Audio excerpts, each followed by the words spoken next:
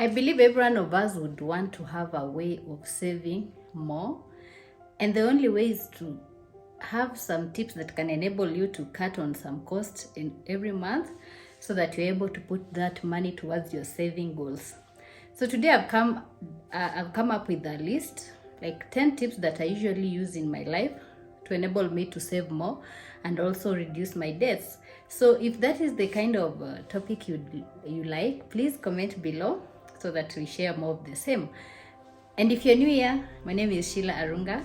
This is Sheila's World, and I'm so glad to have you around. And please have your pen ready and your notebook, so that you're going to put down those notes and they're going to improve your saving skills. So first, if you haven't subscribed, consider subscribing, please. And also hit the notification button and comment below whichever kind of topic you like us discussing, and I'll get back to you.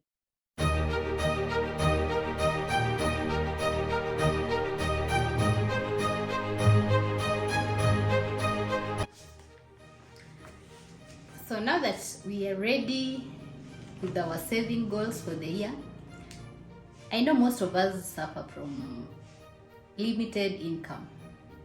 So if you have limited income and you intend to save more, the only way you can reach your financial goal is through looking at things that you think you can reduce, the budget costs in the house that you can reduce, so that you are able to save and invest more, as well as paying off your debts. So I have practical budgets that I've applied in my life and have really been helpful, and which has really improved my finances, that I don't have more debts and I save more. So it's very simple, because it's just a matter of lifestyle change. There are things we spend money on that are not really necessary. We can actually avoid that. And the only way is to look into your life and see from the beginning of the month to the end of the month, what is it that you spend money on that is unnecessary. So I have come up with the tips. I have a notebook, my notebook, where I always note anything that is important in my life that I'm able to either save on, and then I reduce that cost. So one of the most important things when it comes to you saving more, saving that coin, is one, you have to stick to your budget. So at this point, I'm sure everyone knows how to set up a budget and how to have an effective budget plan. So once you're able to stick to your budget, because as we said, budgeting doesn't mean you have to don't spend on yourself or living that frugal life.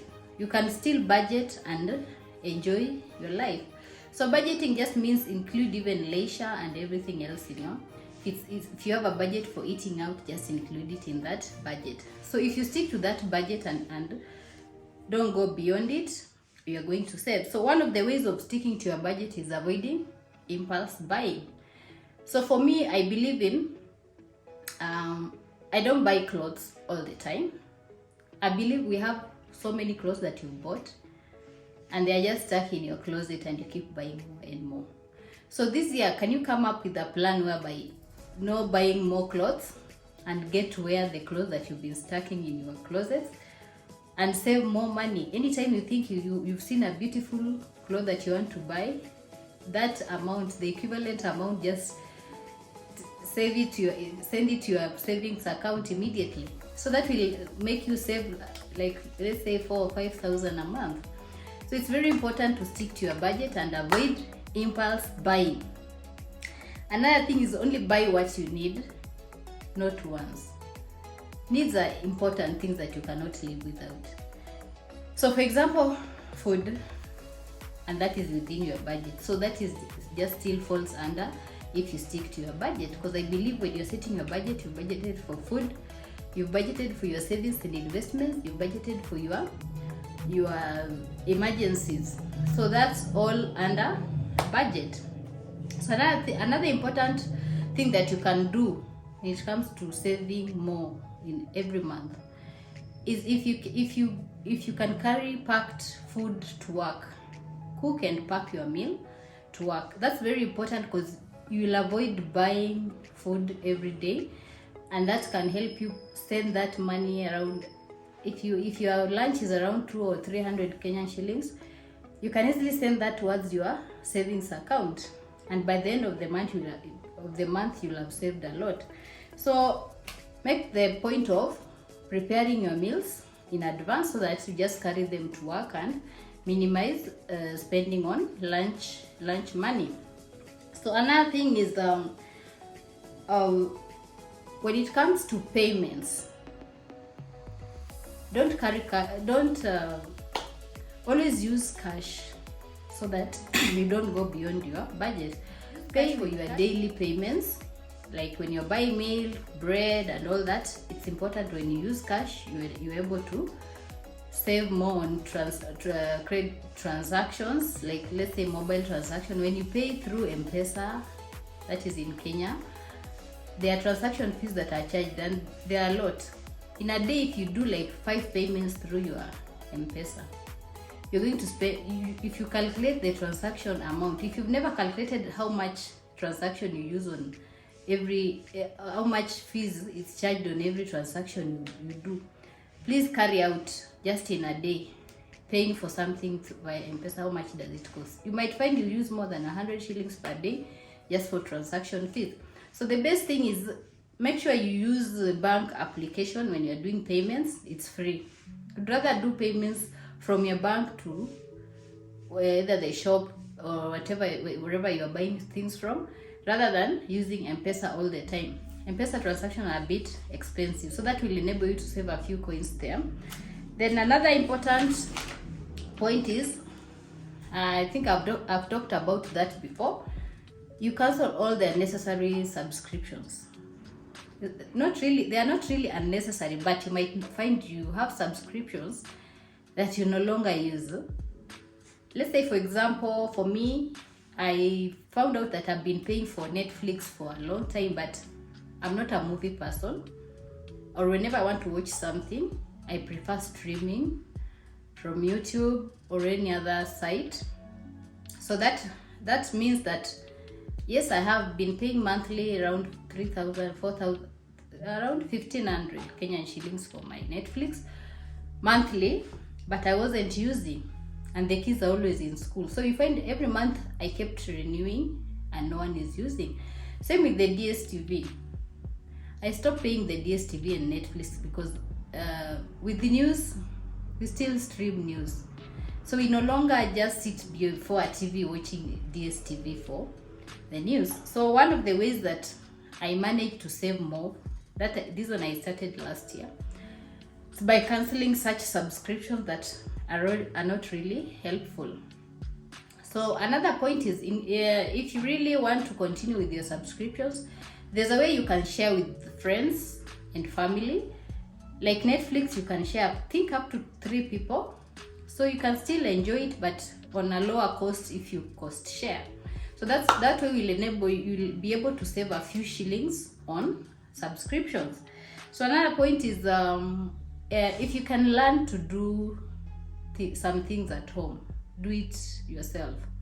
Things like hair, and also reduce salon visits. I don't say that you don't go to the salon, but there's a way you can reduce. Like for me, I do once, if possible, once a month instead of twice or 3 times a month. So you can learn to do your hair at home, you can learn to do your nails at home, and that will cut costs a lot. You'll save more. So you'll realize you don't have to keep spending money every time you go to the salon. Every time, weekly, you are there washing your hair. You can still learn to buy those products which you can use for a long time and do it in the house. So if you reduce the salon visits, you'll save a few coins there, I'm telling you for sure. So another thing is buying things in bulk. This is like shopping. You can choose to be doing the wholesale shopping, or I believe there are also groups I've seen around, the investment groups or chamas, where they have they buy food or the non-perishable food in bulk for each member, and that can take you up to 3 months. So if you buy the non-perishable foods in bulk, that will make you maybe be able to get it at a wholesale price, and you'll save some few coins. So avoid frequent visits to the supermarkets, like weekly you are there, because anytime even myself, anytime I go to the supermarket, it's really hard to stick to your shopping list. So the only way is to make sure you have a shopping list and write everything that you need in the house. Then once a month, when you have your salary or when you have the money, go and buy everything at once. Things that can push you even up to 3 months, because there are always discounts. And also make sure you do shopping whenever there are discounts available in supermarkets and everywhere. That will make you save that shilling and reduce your debts. If the money is enough, pay more on your debt repayment. Yes. So another important thing is a thing that I use when it comes to home. I do a lot of batch cooking. Batch cooking is like cooking meals that are enough for a month. Let's say you boil enough cereals, you buy enough meat, and boil them and freeze them.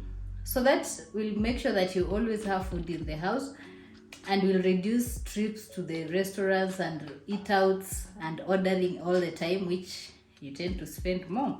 So batch cooking has been helpful to me. You can get a pressure cooker or something, then you set aside one day, like a weekend. You boil all your cereals, put them in the fridge. Meat, make sure you buy meat in bulk. You can actually go to the wholesale. The kichinjio places where you can get meat in bulk and at a cheaper price. So once you have all that and boil, and you plan your meals, have a weekly meal plan, so that you don't get to the following day and you don't have money, you don't have food in the fridge, you start calling the Uber Eats and all that. So have a weekly meal plan. Just know Monday, Tuesday, what are we going to eat, and make sure the food is already in the fridge. So you'll find the whole week you've not stepped in the supermarket or in any shop, and that way you'll have saved some more coins. So another thing is when it comes to calls, I know we spend a lot of money to calling friends, calling clients, and I don't know, can you do assess yourself and see how much airtime do you use in a day? So I'm sure it's a lot. So there's a way you can save also on airtime. That 100 shillings, that 50 shillings that you're able to save on it, it's a lot. As long as always direct whatever you save, even if it's 10 shillings, direct it to your savings account. Because nowadays we have pay bills. You can send a 10 bob to a pay bill. You can send 100 bob to a pay bill. So anytime you've saved on airtime that day, forward the money to the pay bill number.